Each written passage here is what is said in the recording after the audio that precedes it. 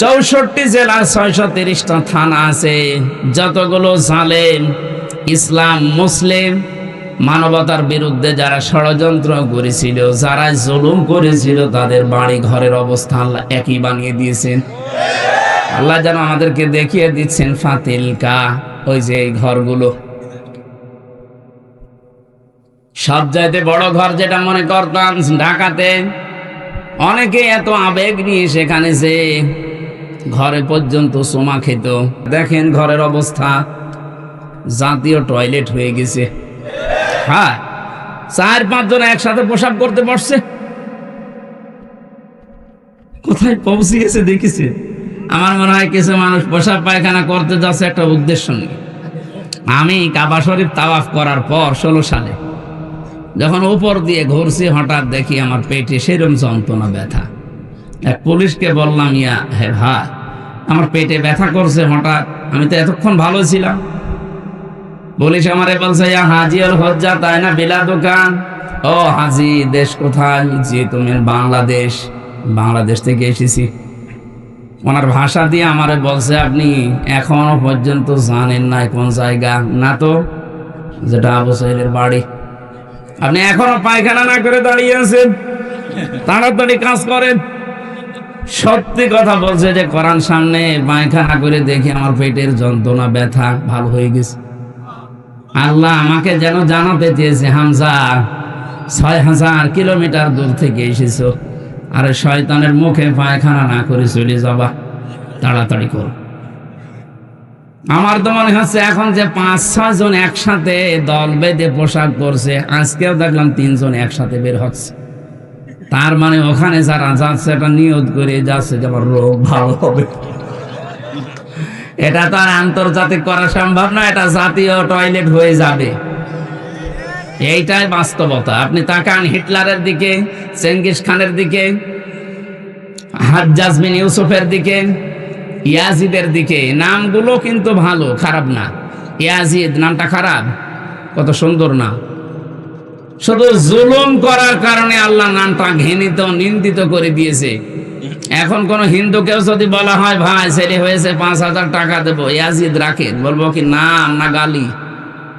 বলেন, এত সুন্দর সাহাবীর ছেলের নাম, হযরতে মুয়াবিয়ার ছেলে রাদিয়াল্লাহু তাআলা আনহু, এত বড় জলিলুল কদর সাহাবী, যিনি কাতেবে ওহী লিখতেন, তার সন্তানের নাম যদি আল্লাহ জুলুম করার কারণে ঘৃণিত বানিয়ে দিতে পারে, আপনি কার সন্তান?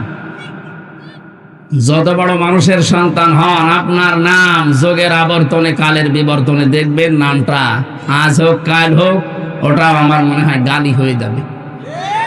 এখনই অলরেডি হয়ে গেছে। এখন কারো ছেলে মেয়ে যারা জন্মাচ্ছে, যদি বলেন যে 5000 টাকা দেবো, এই নাম রাখেন, বলবো কি নাম না, অত গালি। কাউকে যেন এসিদের বাচ্চা বললে সে রেগে যায়, কয়েকদিন পরে যাই বলবেন তো অমুকের বাচ্চা, এমনি রেগে যাবে। এটা করেছে কে বলেন তো? হামজা না। সূরা মরিয়মের 96 নাম্বার আয়াতে আছে, ইন্নাল্লাযীনা আমানু ওয়া আমিলুস সালিহাতি সায়াজআলু লাহুমুর রহমানু ওদ্দা। আল্লাহ পাক বলেন, যারা ঈমান আনবে আর ঈমানের দাবি অনুযায়ী যারা ভালো ভালো কাজ করবে। এখানে সালেহ শব্দটা আছে, সালেহ মানে নেক কাজ, সৎ কাজ, এতটুকুই ব্যাখ্যা না। সালেহ মানে যোগ্য। আপনাকে যোগ্যতা অর্জন করা লাগবে। যে যেই দিক বিভাগে কাজ করবে, ওই বিভাগ সম্পর্কে তার চূড়ান্ত শিক্ষা এবং প্রশিক্ষণ নিয়ে সঠিকভাবে আঞ্জাম দেওয়ার নাম সালেহ। এটা বাংলাদেশে যত রাজনৈতিক দল আছে, কে কি করছে জানি না, আমি নাম ধরে বলছি, জামাত ইসলাম, ইসলামী ছাত্র শিবির, এই 2টা দল কিন্তু যোগ্য মানুষ তৈরি করার ফ্যাক্টরি। আপনি যদি বিশ্ববিদ্যালয়ে পড়তে চান, জীবনে তো কোনোদিন ভার্সিটির মুখ দেখতে পারেননি, যদি এই বুড়ো বয়সে পড়তে চান, ভর্তি হয়ে যান, আপনাকে ভার্সিটি পড়াবে। অন্তত 6 থেকে 1 বছর, 6 মাস থেকে 1 বছর লেগে থাকেন, আপনি যেন মনেই করবেন যে আমি বিশ্ববিদ্যালয়ে পড়ছি। এভাবে তৈরি করবে আপনাকে। কারণ এদের যে সমস্ত ক্যাপাসিটি আছে, যে সমস্ত কৌশলগুলো দেখবেন সব এভাবে একেবারে ধাপে ধাপে তৈরি করছে। যে মানুষগুলো আইনের দিকে যায় তাকে ওইভাবেই গড়ে তোলে, যারা ব্যবসার দিকে যায় তাদেরকে ওইভাবে গড়ে তোলে, যে মানুষগুলো চিকিৎসার দিকে যায় তাদেরকে ওইভাবে গড়ে তুলছে। রাজশাহীর ডাক্তার ফাতেমা সিদ্দিকার মতো ডাক্তার হওয়া লাগবে মেয়েদের, ফরিদপুরের ডাক্তার শাহিন জব্দারের মতো ডাক্তার হওয়া লাগবে ছেলেদের, ডাক্তার মতিউর রহমান খুলনা এনার মতো ডাক্তার হওয়া লাগবে। এদের নাম সলে। আমরা মনে করি বসে বসে শুধু সুবহানাল্লাহ পড়লাম, আমার মতো সলে নেক কাজ আর নেই। কিসে কে বলিস আপনাকে? আপনি যে যেই বিভাগে কাজ করবেন ওই বিভাগের শিক্ষা আর প্রশিক্ষণ নিয়ে সঠিকভাবে কাজটা আঞ্জাম দেওয়া লাগবে, দুর্নীতি মুক্ত হয়ে। এই কথা বুঝতেছে? এগুলো যারা করেন সৃষ্টি জগতের ভেতরে তাদের প্রতি আল্লাহ একটা আলাদা তৈরি করে দেয় ভালোবাসা। সায়াজালু লাহুমুর রহমানু বুদ্দা। পৃথিবীর সৃষ্টিতে আল্লাহ যা বানিয়েছেন সবার ভেতরে ওই মানুষটার প্রতি একটা ভালোবাসা তৈরি করে দেয়। কে? সাইদি সাহেবকে অনেকে জীবনে দেখেনি চোখে, কিন্তু মনের ভেতর থেকে তার প্রতি ভালোবাসা, এটাকে আমি বানিয়ে দিয়েছি। কে? বিপরীতটা দেখুন, অনেককে অনেক মানুষ দুনিয়ায় দেখেনি, কিন্তু তার কর্মকাণ্ডের কারণে কোথায়? সৌদি আরব। আমি রমজানে ছিলাম, মদিনা থেকে একটা গাড়ি ভাড়া করলাম, ড্রাইভারে ওখানকার স্থানীয় মদিনার ড্রাইভার। বললাম যে বদরে যাবো, আবু জেহেলের কবর দেখে আসি। ভাড়া মেটানোর পরে আমি উঠলাম, যাওয়ার সময় ওনার ভাষা দিয়ে আমারে বলছে হারামি। হারাম মানে? আপনাকে বলি না, আপনার দেশে যে আছে ওইটা একটা হারাম। হ্যাঁ ঠিক আছে, আপনি বল। আপনার সাথে আমি আরো 2 লাইন বেশি করে বলছি। চিন্তা করেন, সে লোক জীবনে ওনারা দেখেছি? ওই হ্যাঁ, ইউটিউবে দেখে, ফেসবুকে দেখে, কর্মকাণ্ডগুলো মাঝে মাঝে তার কাছে যায়, এই দেখে তার প্রতি ঘৃণা তৈরি করে দিয়েছে। হামজা কে? জুলুম করলে 7টা ক্ষতি হয়, তার ভেতরে এটা একটা। সৃষ্টি জগতের ভেতরে তার প্রতি একটা আলাদা ঘৃণা তৈরি করে দেয় আল্লাহ নিজে। এটা অতীতে হয়েছে, এখনো হচ্ছে, কিয়ামত পর্যন্ত হবে। এজন্য আমরা যেন সামনে কেউ চেয়ারে বসলে জালেম হয়ে না যায়। তাহলে এই ফাতিলকা বুয়ুতুহুম খাবিয়াতাম বিমা যালামু, এই আয়াত আপনাকে আল্লাহ দেখাবে। অনেকে তো এখনো চেয়ার পায়নি, তাই চিন্তা ভাবনা করে আসে আগে একটু চেয়ার পেয়ে নেই, যা করার ছিল আরো ডবল করে করব। না, আপনি জালেম হয়ে যাবেন না। 5 বছর পরে দেখা যাচ্ছে আপনার বাড়িটাও জাতীয় টয়লেট আল্লাহ বানিয়ে দিতে পারে। যেন আমরা সতর্ক করলাম, কিন্তু আমি শুধু ইঙ্গিত দিয়েছি। আমি জানি কুমিল্লার মানুষ জ্ঞানী মানুষ, শিক্ষিত মানুষ, এরা বুঝে ফেলেছে। সুতরাং আগামী প্রজন্ম যারা আসবে দুনিয়াতে, এরা যেন জালেম হয়ে না যায়। সূরা নমল 51, 52, 53 নাম্বার আয়াতটা তাফসীর সহ পড়ে নেবেন। দল মত জাতি বর্ণ ধর্ম নির্বিশেষে আজকের এই অনুষ্ঠান, এটাকে শুধু মুসলমানদের না, হাত্তা ইয়াসমা কালাম আল্লাহ সুম্মা আবলিগহু মা'মানা। হে নবী, অমুসলিমরাও যদি কোরআন শুনতে আসে তাদেরকে আপনি ব্যবস্থা করে দেবেন, শোনা হয়ে গেলে নিরাপদে বাড়িতে পৌঁছিয়ে দেবেন। সুতরাং যারা এসেছেন সবার জন্য আজকের এই কোরআনের অনুষ্ঠান। আল্লাহ আমাদেরকে যাদের নিয়ে আসলেন, আমাদের 2টা এখানে শর্ত মানতে হবে। ফাস্তামিউ লাহু ওয়া আনসিতু, আপনি শুনবেন আর চুপ থাকবেন। আর আমরা যারা বলতে আসলাম, আমাদের দায়িত্ব কি?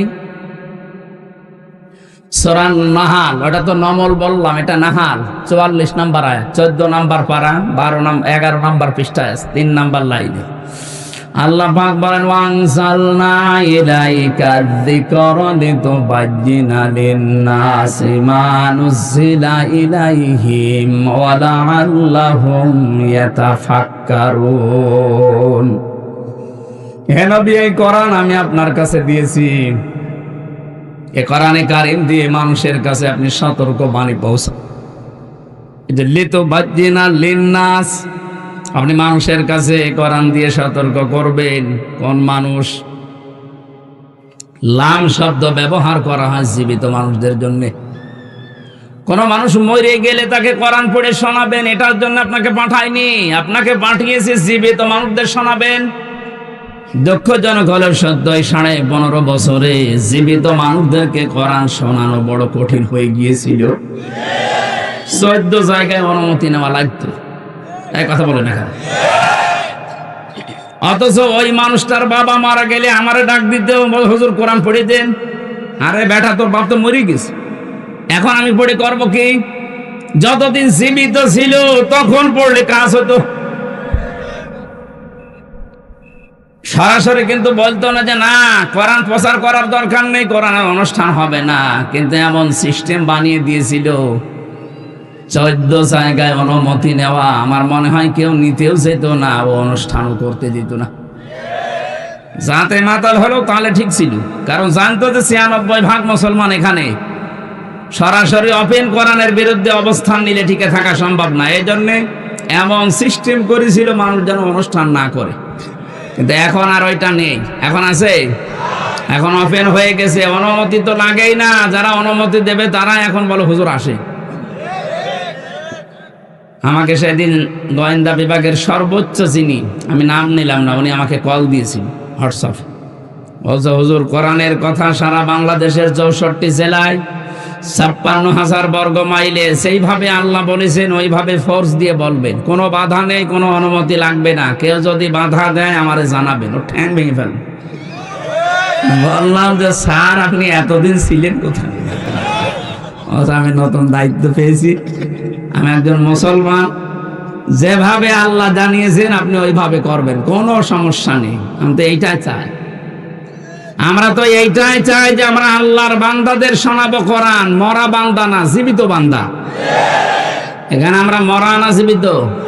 হ্যাঁ, জীবিত মানুষদেরকে কোরআন শোনাতে হবে ব্যাখ্যা সহ, বিশ্লেষণ করে। আজকে তেলাওয়াতকৃত আয়াত থেকে আমরা তাফসীর করব। এই শব্দটা নিয়ে বাংলাদেশে একটা ভেজাল আছে, বাংলাদেশ, ভারত আর পাকিস্তানে। আমরা নিরসন করব ইনশাআল্লাহ। আর যারা শুনতে এসেছে তাদের দ্বিতীয় দায়িত্ব কি বলো, আল্লাহুম ইয়াতাফাক্কারুন। ওরা যেন কথাগুলো শোনার পরে বাড়ি যেয়ে চিন্তা ভাবনা করে যে আসলে কি বলেছে আর আমরা করছি কি। কথা বলেন না কেন? এটা কি আমি বানালাম আয়াতটা? তাহলে আমার দায়িত্ব স্পষ্ট দলিল প্রমাণ জীবিত মানুষদের শোনানো, আর যারা শুনবে তাদের দায়িত্ব হয়ে পড়ে বাড়িতে যেয়ে তারা যেন চিন্তা ভাবনা করে। করবেন তো ইনশাআল্লাহ? আল্লাহ আমাদের তৌফিক দিন। আজকের এই মাহফিলে যারা এসেছে বলেন আলহামদুলিল্লাহ। দরুদ আর সালাম পড়ছি মুহাম্মদুর রাসূলুল্লাহ সাল্লাল্লাহু আলাইহি ওয়াসাল্লামের প্রতি, যাকে আল্লাহ রাব্বুল আলামিন যে তেলাওয়াতকৃত আয়াতগুলো করলাম এগুলো তাকে উপহার দিয়েছিলেন। বিশ্বনবীকে আল্লাহ পাঠানোর পরেই যত নবী দুনিয়াতে আল্লাহ এর আগে পাঠিয়েছেন, প্রত্যেকটা নবীর কাছে এই স্বীকৃতি নিয়েছিলেন, ওয়াইদে আখাযাল্লাহু মিসাকান নাবিয়্যিনা লামা আতাইতুকুম মিন কিতাবিন ওয়া হিকমাতিন সুম্মা জাআকুম রাসূলুম মুসাদ্দিকুল লিমা মাআকুম লা তুমিনুন্না বিহি ওয়া লা তানসুরুন্না ইলা আখির আয়াত। সূরা আলে ইমরান আমি যেখান থেকে পড়েছি তার আগে তাফসীর করতে হলে যে আয়াতের করা হয় তার আগের আয়াত পরের আয়াত এর সাথে সম্পর্ক কি এটা আগে বলা লাগে। এই জন্য আমি এটা পড়লাম।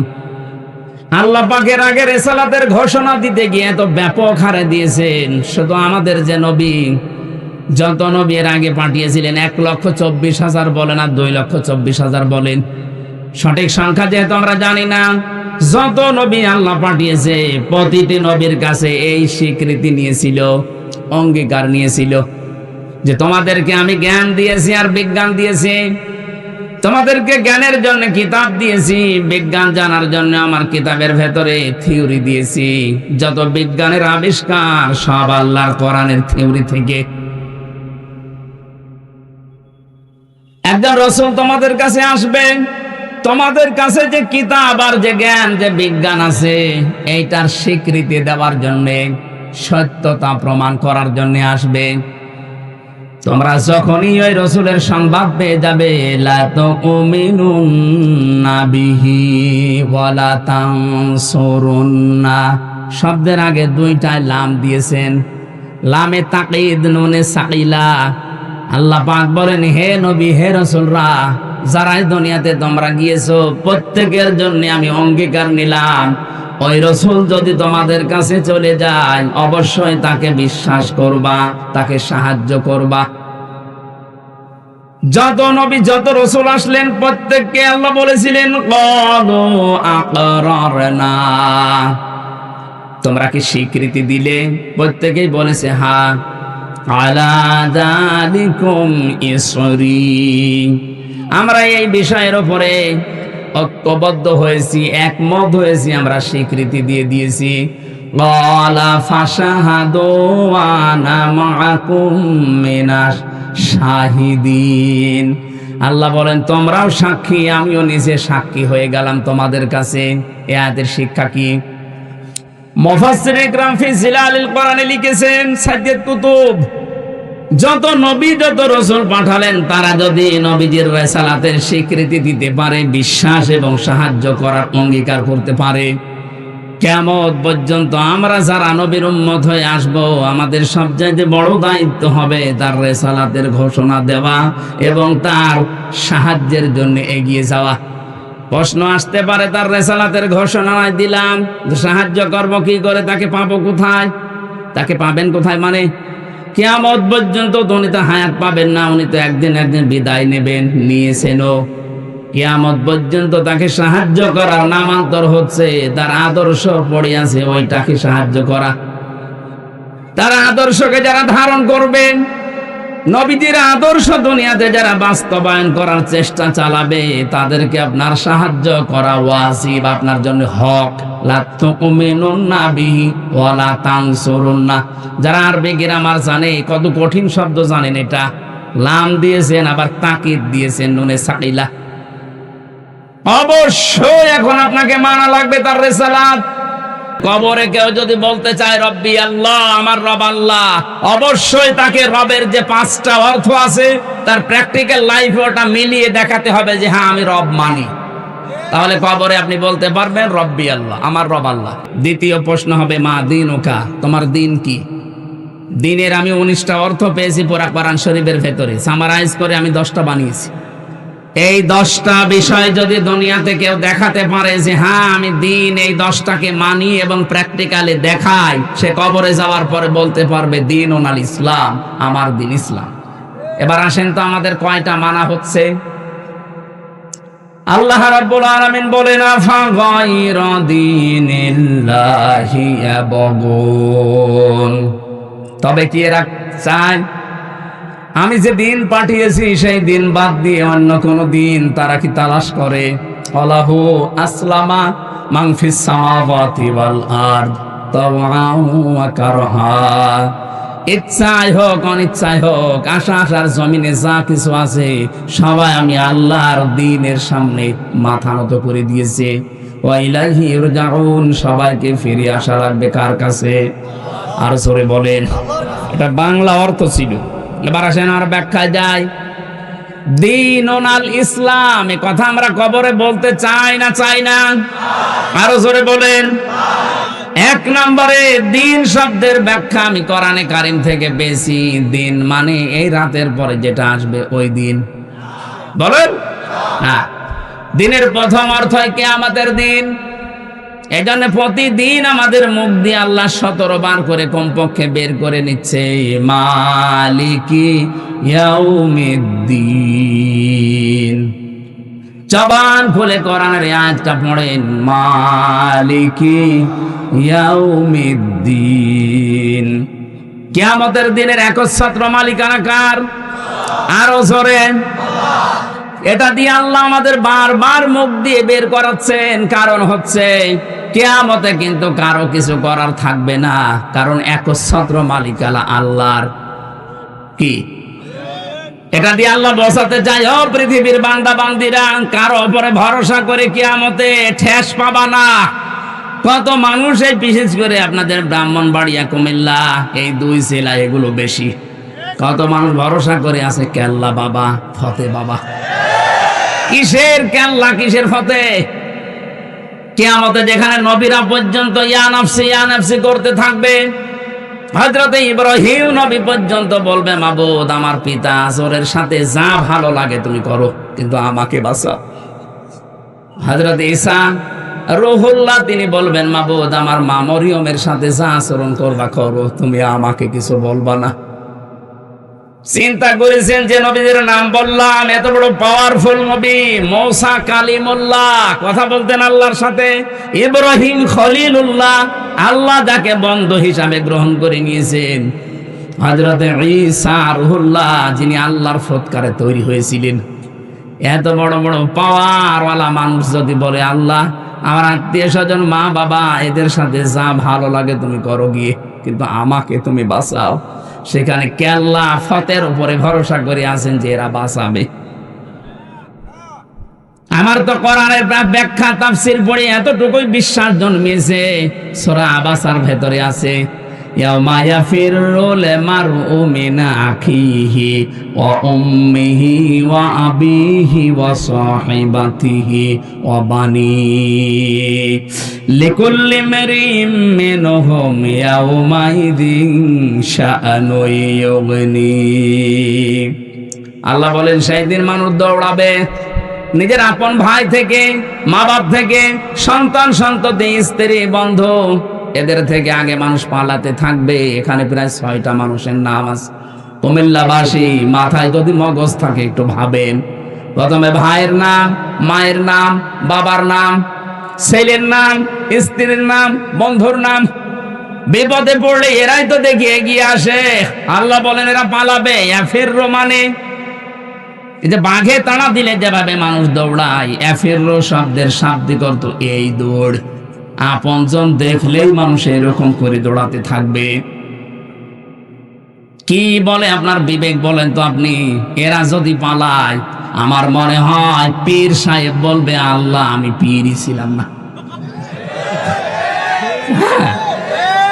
বলেন যেখানে মা পালাচ্ছে, বাবা পালাচ্ছে, আপনার ভাই পালাচ্ছে, নিজের বউ পালাচ্ছে, পীর সাহেব বলবে, আল্লাহ কিসের পীর, আমি পীর ছিলাম না। এটা বলবে, আপনি সেদিন ধরা খাবেন, সেদিন বুঝবেন। সূরা মারেজের ভেতরে আরো কঠিন করে আল্লাহ দিয়েছেন, ইউবাসসারুনাহুম ইয়াওয়াদ্দুল মুজরিমু লাউ ইয়াফতাদি মিন আযাবি ইয়াউমিদিন বিবানি ওয়া সাহিবাতিহি ওয়া আখি ওয়া ফাসিলাতিহি আল্লাতী তুবি ওয়া মান ফিল আরদি জামিআন সুম্মা ইউনজি। আল্লাহ রাব্বুল আলামিন বলেন, ওই দিন মানুষ মুক্তিপণ হিসাবে দিতে চাইবে সর্বপ্রথম তার ছেলে মেয়েকে।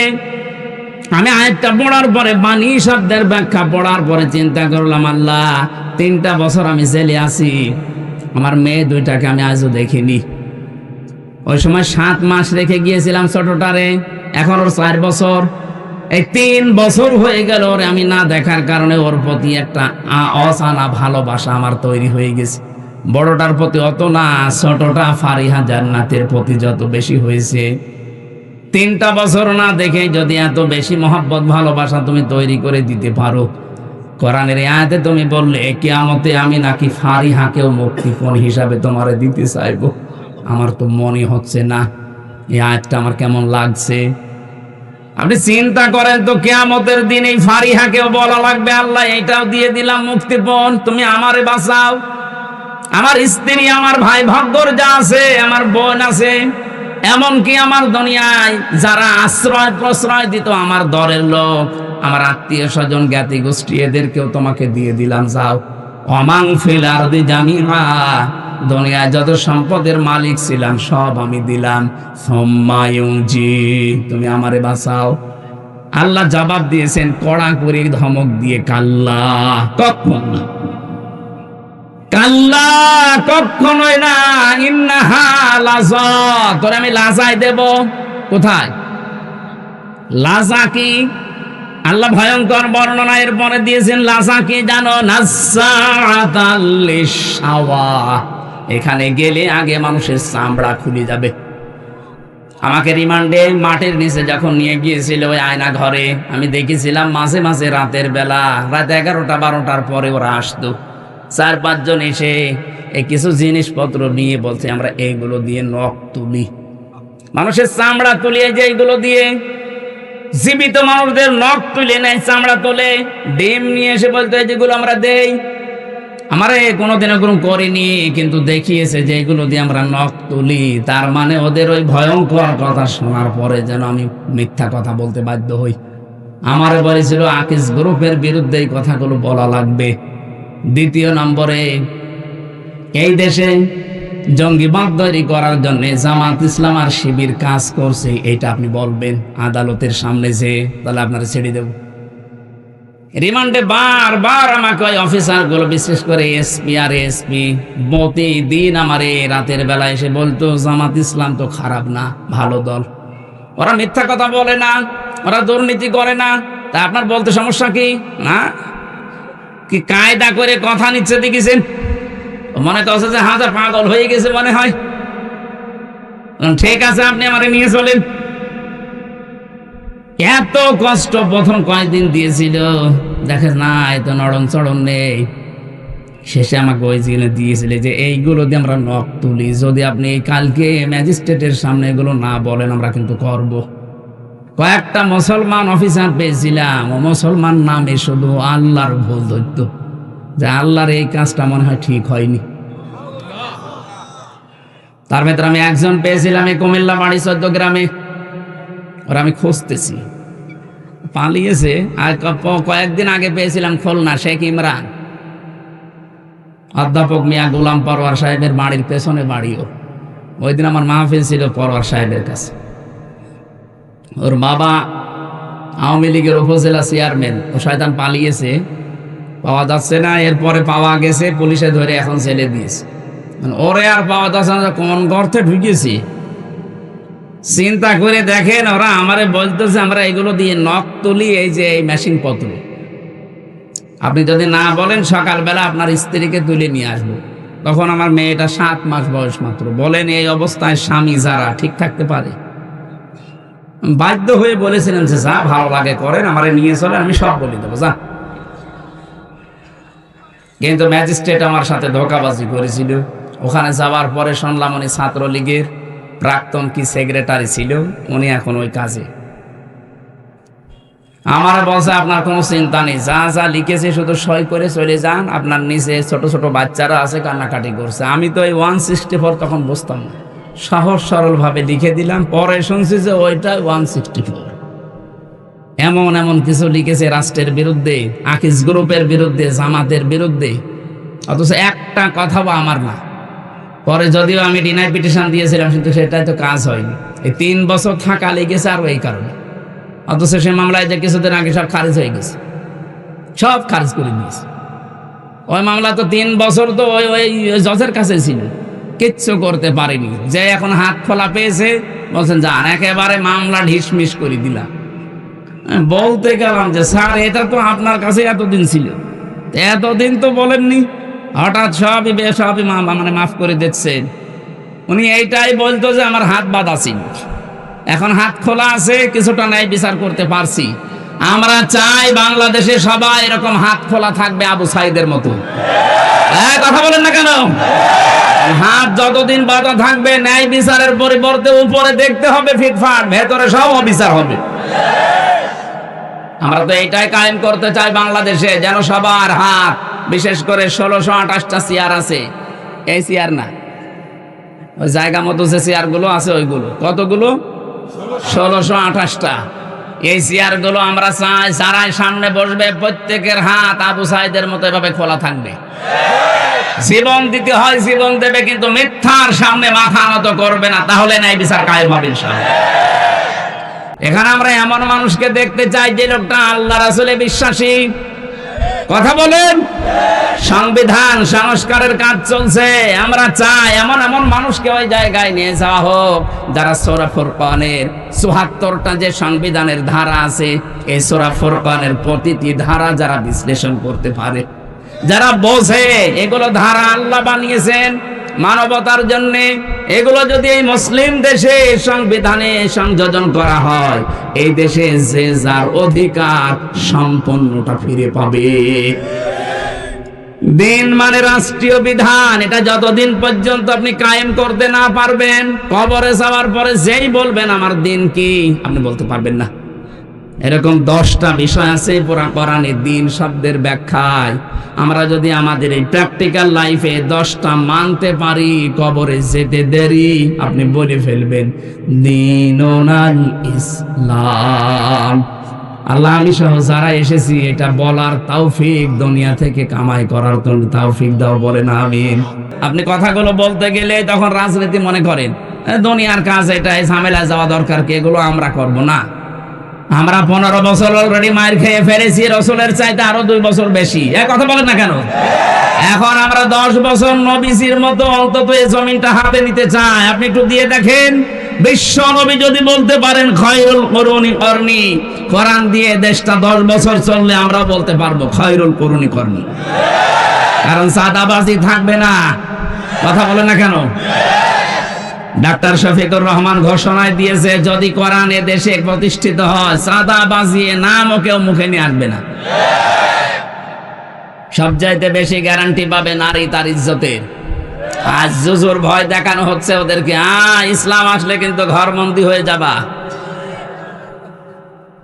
আন্তর্জাতিক কিছু কৌশল আছে, এইগুলোতে এই ছোট মন ন্যারো মন নিলে হবে না, মনটা ব্রড করা লাগবে।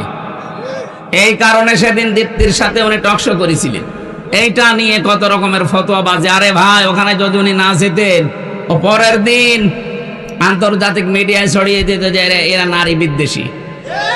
উনি কি ওনার চেহারা হাঁ করে দেখতে গেছে? ওনার বউ নেই বাড়ি? দীপ্তির চাইতে সুন্দরী বউ ওনার বাড়িতে, যদি মুরব্বী হয়ে গেছে তাই কি? এখনো বলে না কি 64 বছর বয়স, এখনো বলছে আমি যুবক মানুষ। ওনার স্ত্রীকে আমরা দেখি নাই, কিন্তু আমরা জানি যে ওই রকমই, উনি যেরকম চাঁদের মতো, স্ত্রী ওই রকম। ওনার ছেলেটার সাথে জেলখানায় দেখা হয়েছিল, ডাক্তার রাফাত। কি সুন্দর মানুষ, এরকম সুন্দর হতে পারে? কি সুন্দর চেহারা! বাবা মা সুন্দর হলে বাচ্চা কাচ্চাও সুন্দর হয়। কথা বলেন না কেন? আর বাবা মা সুন্দর না হলে বাচ্চা কাচ্চা উল্টো পাল্টাই হয়। তা আমার যেটা বোঝানোর দরকার আমি অলরেডি ইঙ্গিত দিয়ে ফেলেছি। এরপরেও যদি না বোঝার ভান করে থাকেন, আমার হাতে হেদায়েত নেই, আমার কিছু করার নেই। সুতরাং আল্লাহর কথা মানবেন। রেসালাতের কথা বলতে গেলে আপনার কাছে রাজনীতি মনে হবে, আপনার মরং যে আবু জেহেলের মতো আর ফেরাউনের মতো হবে, আপনি টের পাচ্ছেন না। আল্লাহ যেন আপনাকে বাঁচান, বলেন আমিন। ফাইন তাওয়াল্লাউ ফাকুলু শাহাদু বিআন্না মুসলিমুন। কেউ যদি মুখ ফিরিয়ে নেয়, আপনি বলেন যে আমি মুসলমান। আর এই আয়াতের পরবর্তী আয়াত, এই যে 82 নম্বর আয়াত, এটা সূরা আলে ইমরান। আল্লাহ রাব্বুল আলামিন বলেন, ফামান তাওয়াল্লা বা'দা যালিকা ফাউলাইকা হুমুল ফাসিকুন। হে নবী, এই ঘোষণা আপনি স্পষ্ট দেওয়ার পরে যে প্রত্যেক নবী আমার উপরে ঈমান এনেছিল, সাহায্যের ঘোষণা পেয়েছিল, তোমরা যারা আমার উম্মত দাবি করবে, শুধু আল্লাহর কথা মানলেই হবে না, আমার রিসালাতের স্বীকৃতিও দেওয়া লাগবে। কথা বলেন ঠিক কিনা? আমার আদর্শ আমি রেখে আসলাম, কিয়ামত পর্যন্ত আদর্শ থাকবে। যদি আমার প্রতি ঈমান আনতে চাও, তাহলে আদর্শকে জমিনে প্রতিষ্ঠা করার জন্য সাহায্য করা লাগবে। আপনি নিজে পারছেন না, যারা করছে মাস্ট বি আপনাকে তাদের পেছনে থাকা লাগবে। আল্লাহ আমাদের তৌফিক দিন। আমার তো অ্যাডভার্টাইজ করা দরকার, আমি করলাম। এরপরেও যদি কেউ মুখ ফিরিয়ে চলে যান, আল্লাহ বলেন তারা ফাসিক। তারা কি? ফামান তাওয়াল্লা বা'দা যালিকা। এরপরেও যদি কেউ মুখ ফিরিয়ে নেয়, ফাউলাইকা হুমুল ফাসিকুন, তারা ফাসিক। আল্লাহ তুমি আমাদেরকে ফাসিকি থেকে বাঁচাও, বলেন আমিন। নাযাআতাল লিশাওয়া, এই শব্দটার ব্যাখ্যায় বলেছিলাম এত কঠিন জায়গা এটা। আল্লাহ বলেন প্রবেশ করতে দেরি হবে, তোর চামড়া খুলে যেতে দেরি হবে না। এতটুকু আল্লাহ যদি শেষ করে দিতেন, আমি আয়াত পর্যন্ত আর পড়তাম না। পরে আরো শব্দ কঠিন দিয়েছেন। আল্লাহ বলেন জানো এই লাজা কাদেরকে ডাকবে? তাদউ মান আদবারা ওয়া তাওয়াল্লা ওয়া জামাআ ফাআওয়া। যে মানুষগুলোকে সত্যের দিকে আহ্বান জানানো হয়, এই যে আমি রেসালাতের ঘোষণা দিয়ে একটা সঠিক সত্য তথ্য তুলে ধরলাম, এরপরেও যারা মুখ ফিরিয়ে না বোঝার ভান করে থাকবে, এই মানুষগুলোকে আল্লাহ লাজায় দেবে। আমি কথা বোঝাতে পেরেছি? আমি কিন্তু একটা সত্য তুলে ধরেছি আপনাকে। আপনি আল্লাহর বিধান মানতে রাজি আছেন, কিন্তু রিসালাতের ঘোষণা দিলে আপনি রাজনীতির গন্ধ খোঁজেন। এই জন্য ডাকবে তাদেরকে, মান আদে বার ওয়াতাওয়াল্লা, যে ব্যক্তি সত্য শোনার পরও মুখ ফিরিয়ে চলে যায়, বার করে, পেছন ফিরে চলে যায়। জামা ফাআওয়া, আর যারা মাল সম্পদ জমা করে আর বারবার এগুলো সংরক্ষণ করার জন্য চেষ্টা চালায়, এই বাংলাদেশে এটা সবচাইতে বেশি। 15.5 বছরের দিকে তাকান, এক একজন কত টাকা পয়সার মালিক হয়েছে। আর শুধু মালিক হয়েই না, এগুলো কি করে সংরক্ষণ করে রাখা যায় এই চিন্তা ভাবনা ছিল। একটা মানুষ শুধু ধরবে 7টা ব্যাংক থেকে 36,000 কোটি টাকা মারিং কাটিং করেছে। বাকিগুলোর কথা চট্টগ্রামের একজনের ভূমিপতি মন্ত্রী ছিল, এই লোক 120টা বাড়ি বানিয়েছে পৃথিবীতে। আপনি কতদিন বাঁচবেন? এই যে 620টা বাড়ি আপনার মনে করেন আছে, বানিয়েছেন, 200 বছর পরে যদি আপনি বাংলাদেশে আবার ফিরে আসেন, 200 বছর তো বাঁচবেন না।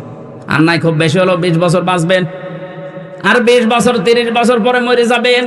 200 বছর পরে যদি আপনি চট্টগ্রাম সহ বিদেশে সহ যত বাড়ি বানিয়েছেন, কোন বাড়ির সামনে যে যদি বলেন এই বাড়ি আমার, যারা ওখানে বসবাস করবে ওরা আপনারই হয়তো 3 পুরুষের পরে। আপনার ছেলে 3 পুরুষ, তারাই হয়তো বাস করবে, কিন্তু তারা আপনাকে বাড়িতে তো ঢুকতেই দেবে না, আর বলবে কিসের সাইফুদ্দিন আপনি? কথা বলেন না কেন? কিসের সাইফুজ্জামান আপনি? আপনাকে আমরা চিনি না, বাড়িতে তো ঢুকতেই দেবে না, বলবে থাকার জায়গা নেই, মসজিদে গিয়ে থাকেন, এটা বলবে না? যারা 620টা বাড়ি তখন কিসের কাছে আসবে? আল্লাহ বলে না জামা ফাআওয়া, শুধুমাত্র সম্পদ জমা করে শেষ করেনি, এগুলো কি করে সংরক্ষণ করা যায় সেই চিন্তা ভাবনায় লেগে থাকতো। আমার মনে হয় আয়াত পড়ার পরে বাংলাদেশে বহু মানুষ এই আয়াতে ধরা খাবে, আমরা যেন ধরা না খাই। কিয়ামতের কথা বলছিলাম আপনার সামনে। আজ যারা বিভিন্ন ভরসা করে আছেন যে অমুক বাবা আমরা বাঁচাবে, অমুক পীরের মুরিদ আমি, চট্টগ্রাম বিভাগে এগুলো বেশি হচ্ছে, এই কারণে বলছি। কত রেজভি বাবার মুরিদ আছে, তারা বলছে কোনো চিন্তা নেই, কিয়ামতে যদি আল্লাহ জিজ্ঞাসাও করে বলবো আমরা রেজভি বাবার লোক ছিলাম। রেজভি, যেখানে মুসা নবী, ঈসা নবী, ইব্রাহিম নবী কুল কিনারা পাচ্ছে না, সেখানে কিসের বাবা? এরপরও আপনার মাথা কি গোবর ভর্তি করা আছে? একটু চিন্তা ভাবনা আসে না কেন? বিবেকটা তো আল্লাহ এমনি দেয়নি, বিবেক দেওয়ার পরেও যদি কাজে লাগাতে না পারেন, আপনি জাহান্নামে। অকালু লাউ কুন্না নাসমাউ আও নাকিলু মা কুন্না ফি আসহাবিস সাঈর। ওই মানুষগুলো তখন আফসোস করে আর বলবে, আল্লাহ যদি আলেমদের কথা ওই সময় শুনতাম আর বিবেকটা যদি কাজে লাগাতাম, তাহলে ভণ্ড পীরদের উপরে ভরসা করতাম না, এখন আমি ধরাও খেতাম না। তাদের জন্য আল্লাহ যে জায়গাটার নাম দিলেন তার নাম সাঈর, এটা জাহান্নামের একটা দরজার নাম। এই দরজা দিয়ে আপনাকে প্রবেশ করাবে। এখনো যদি সতর্ক না হতে পারেন, আপনি বিশ্বাস করতে পারেন আপনি জাহান্নামের সাঈরে যাচ্ছেন, বলেন নাউজুবিল্লাহ। এজন্য আমরা সতর্ক করার জন্য এসেছি, আশা করছি আপনি সতর্ক হবেন। কিয়ামতের একচ্ছত্র মালিকানা কার? আর জোরে। এজন্য কারো উপরে ভরসা করা, বলুন, নিজের যতটুকু আমল আখলাক আছে, কাজ কারবার আছে, ওইটার উপরে ভরসা করে যান। হ্যাঁ, নবীর উম্মত যদি হতে পারেন, প্রশ্ন আসতে পারে নবীর উম্মত না মানে আমরা নবীর আশেক। কিসের আশেক? আপনি জিলাপির আশেক, আপনি খেচুড়ির আশেক, আপনি পোলাও বিরিয়ানির আশেক। রাসূলের আশেক ছিল হযরতে তালহা, নিজের জীবন পর্যন্ত দিয়েছে, 80টা তীর খেয়েছে, তারপরও নবী পর্যন্ত আঘাত আসতে দেয়নি। আর এই বাংলাদেশে 53 বছর স্বাধীনতার পরে কত আঘাত নবীজির শরীরে আসতেছে, কথা বলুন। আপনার ভূমিকা থাকা লাগবে। এটা আজ বাংলাদেশে অধিকাংশ মানুষ মনে করে এ দুনিয়ার কাজ। কে বলেছে দুনিয়ার কাজ?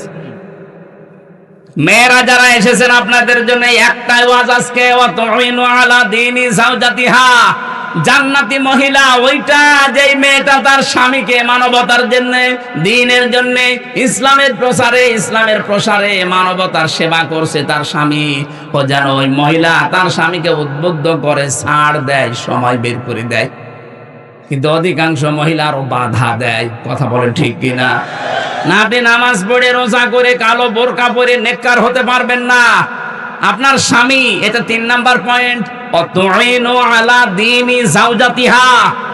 আপনার স্বামীকে আপনি হযরতে খাদিজাতুল কুবরার মতো বের করে দেবেন বাড়ি থেকে, যে দ্বীনের জন্য, মানবতার সেবায়। আপনার স্বামী মানবতার সেবামূলক কাজ করে, মানুষের উপকারের জন্য নেমে যায় বাড়ি থেকে, দ্বীন প্রসারে, দ্বীন কায়েমে, দ্বীনের সেবা করার জন্য কাজ করে বেড়াচ্ছে। আপনি সময় বের করে দেবেন তাকে আপনি ছেড়ে দেবেন, ছাড় দেবেন শুধু না, তাকে আরো উদ্বুদ্ধ করবেন। কিয়ামতের ময়দানে খাদিজাতুল কুবরার সাথে জান্নাতে যেতে পারবেন। আজ আমরা আরো ছেড়ে দেওয়া দূরের কথা, সংসারে অশান্তি তৈরি করে আরো বাধা দেই। কথা বলে না কেন? আমার মা বোনেরা, নামাজ পড়েন, রোজা রাখেন, হজ করে এসেছেন, পর্দায় থাকেন, পাশাপাশি স্বামীকে মানবতার সেবায়, ইসলামের সেবায় বের করে দেবেন। কিয়ামতে যদি খাদিজাতুল কুবরার সাথে, যার নামে আজকের এই মাদ্রাসা, এই মহিলার সাথে জান্নাতে থাকতে চান, আল্লাহ মেয়েদেরকে খাদিজাতুল কুবরার অনুসারী হওয়ার তৌফিক দেন, বলেন আমিন। যেটা বোঝাতে চাচ্ছিলাম, দারিদ্র্যমুক্ত সমাজের জন্য আমাদের 6 জায়গা থেকে ভূমিকা পালন করা লাগবে।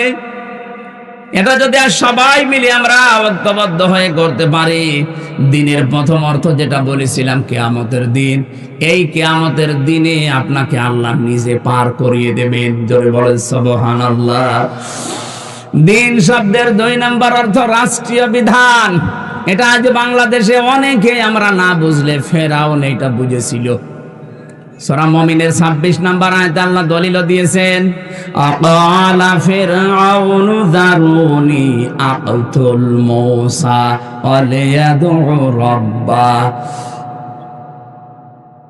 ইলা আখিরি আয়া। ফেরাউন বলেছিল, আমারে ছেড়ে দাও, আমি মূসাকে হত্যা করব, সে তার রবকে ডাকুক। আমি আশঙ্কা করছি সে আমার রাষ্ট্রের বিধিবিধান পাল্টিয়ে দেবে। এখানে দ্বীন মানে রাষ্ট্রীয় বিধান। আজ দ্বীন মানে শুধু ধর্ম মনে করে যারা পড়ে আছেন, আপনার চাইতে আমার মনে হয় দ্বীন ফেরাউন ভালো বুঝেছিল। বলেন, ও বলেছিল আমাকে ছেড়ে দাও, আমি মূসাকে হত্যা করব, ও তোর রবকে ডাকো। আমার আশঙ্কা হচ্ছে মূসা আমার দেশে রাষ্ট্রীয় আইন পাল্টিয়ে ফেলবে। তাহলে দ্বীন মানে রাষ্ট্রের আইন। আরো জোরে, 96% মুসলমান আমরা এখানে বাস করি, রাষ্ট্রীয় আইনে দ্বীন একটাও আছে বলেন? যে 2-1টা ছিল হাফ, সেগুলো তুলে দিয়েছে এই 15 বছরে। মুসলিম পারিবারিক আইনের ভেতরে কিছু আমরা মানতাম, সেটাও এমন কায়দায় মাঝে মাঝে আওয়াজ উঠতো, আমরা সমান অধিকার চাই, এক পুরুষ যা পাবে এক নারী তাই পাবে। জোরে বলেন নাউজুবিল্লাহ। কোরআনে 500 আইন আল্লাহ দিয়েছেন, অধিকাংশ আমরা দেখলাম হাত দিয়েছে, পাল্টিয়ে ফেরার চেষ্টা চালিয়েছে। যেখানে আল্লাহর নামে পড়া আরম্ভ হবে সেখানে আল্লাহর নাম বাদ দিয়েছে, যেখানে ইসলাম সেখানে বাদ দিয়ে শুধু নাম দিয়েছে নজরুল ইসলাম কলেজ হবে না, শুধু নজরুল কলেজ। কেন? ইসলামে আপনাকে কিসে কামড় দিয়েছে? কথা বলেন না কেন? পড়া শুরু করা লাগতো আগে, ইকরা বিসমি রাব্বিকাল্লাযী খালাক, এটা মনোগ্রামে লেখা ছিল। কথা বলেন না কেন? ইন্নাদ দীনা ইনদাল্লাহিল ইসলাম রাব্বি জিদনি ইলমা, এগুলো আগে ছিল, এইটা এখন বাদ দিয়ে এমন এমন জিনিস সেখানে জুড়ে দেওয়া হচ্ছে। কেন? এই শব্দগুলো তো আল্লাহ বানিয়ে দিয়েছেন। রব্বি জিদনি ইলমা, এই শব্দ বানিয়েছে কে? আল্লাহ। ইন্নাদ দীনা ইনদাল্লাহিল ইসলাম, এটা বানিয়েছে কে? আমার বিশ্ববিদ্যালয় কুষ্টিয়া ইসলামী বিশ্ববিদ্যালয় লেখা ছিল ইকরা বিসমি রাব্বিকাল্লাযী খালাক। এরকম যতগুলো আল্লাহর বিধান সব পাল্টিয়ে অন্যটা লাগিয়েছে। এই পৃথিবীর বহু মানুষকে আমরা দেখেছি তারা আল্লাহর স্বীকৃতি দিয়েছে, কিন্তু ওই জামানার রাসূলের স্বীকৃতি তারা দেয়নি। এই জন্য তারা বেঈমান হয়ে মারা গেছে। এই যে আবু জাহেলের নাম শোনেন, এই লোকটা আল্লাহ একজন আছে, ও বিশ্বাস করতে, ওর জীবনী পড়েন। বহু জায়গায় আল্লাহ জিজ্ঞাসা করছেন নবীজিকে, ওয়ালা ইন সালতাহুম মান খালাকাস সামাওয়াতি ওয়াল আরদা লা ইয়াকুলুনাল্লাহ ইলা আখিরি আয়া। হে নবী, ওদেরকে যদি আপনি জিজ্ঞাসা করেন আবু জেহেলকে যে আকাশ আর জমিন কে বানিয়েছে, লা ইয়াকুলুনাল্লাহ, ওরা গ্যারান্টি দিয়ে বলবে আল্লাহ বানিয়েছে। তাহলে আল্লাহ একজন আছে, আল্লাহর একাত্মবাদের স্বীকৃতি আবু জেহেল পর্যন্ত দিয়েছে। যেদিন বদরের ময়দানে যাবে সেদিন কাবার গিলাফ ধরেও কাঁদছিল সকালবেলা, ডাক দিয়ে বলেছে, কাবার মালিক তুমি আসো, আমি জানি মুহাম্মদের বিরুদ্ধে অস্ত্র নিয়ে যাচ্ছি বদরের ময়দানে যুদ্ধ করার জন্য, সত্যের পক্ষে যে আছে তাকে তুমি বিজয় দিয়ে দিও। ওর দোয়া কবুল হয়ে গেছে।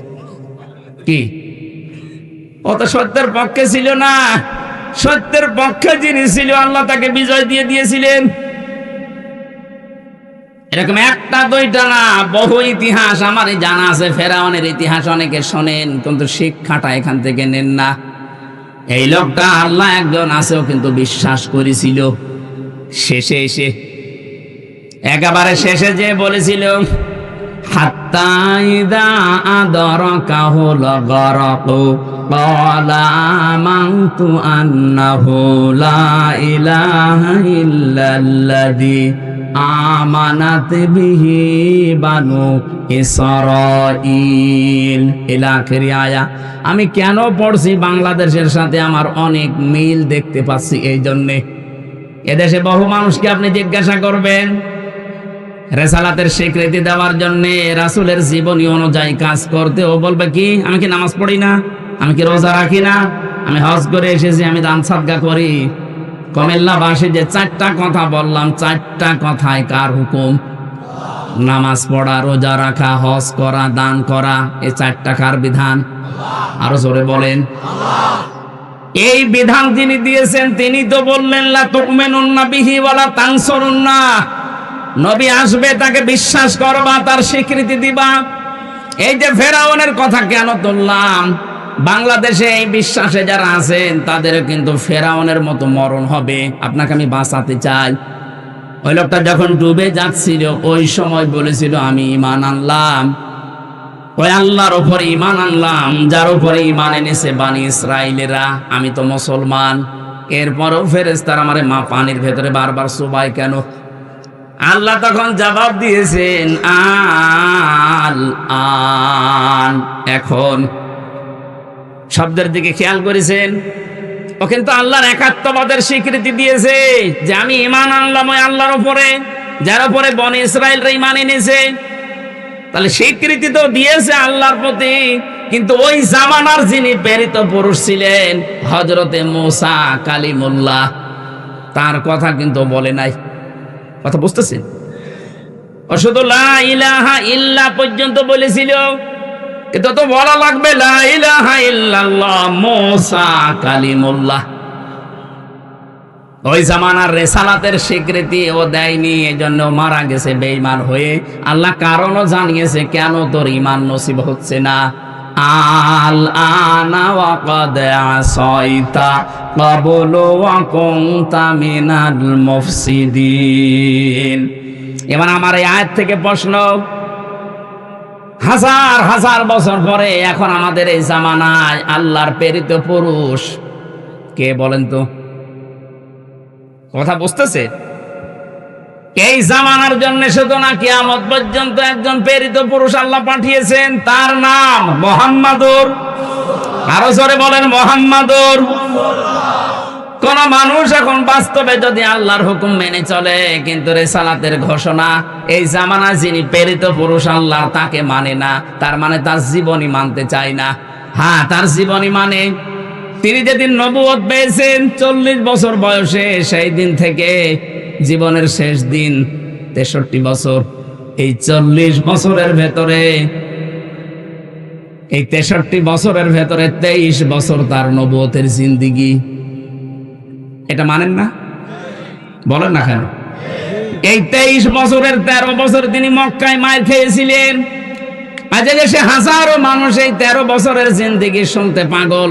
বলেন আপনিও কান্দেন, আমিও কান্দি।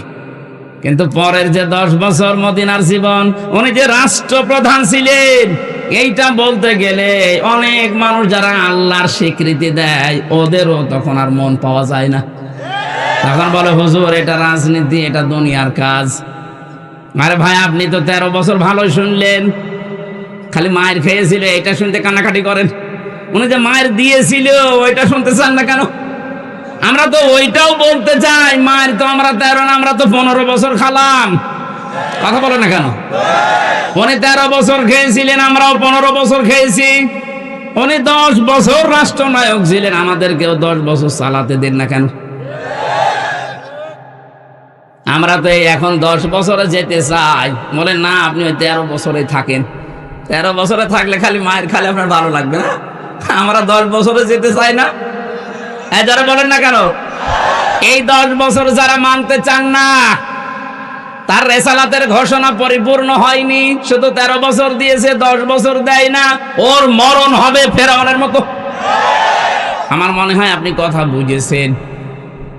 এরপরও যদি কেউ না বোঝার ভান করে থাকেন, এখানে আসেন, কানে কানে বলছি। না আপনি না বুঝলে আমি বেকার চিল্লাবো না। বুঝেছেন কিনা বলেন? যারা আল্লাহর কথা মানতে রাজি আছেন, কিন্তু রেসালাতের ঘোষণা আপনাকে দেওয়া লাগবে, ফেরাউন এটা দেয়নি, এই জন্য বেঈমান হয়ে পড়ে গেছি। আপনি যদি এখনো দিতে না চান, আপনি হয়তো বুঝতেছেন না, তাই আপনাকে আমি বুঝিয়ে দিই।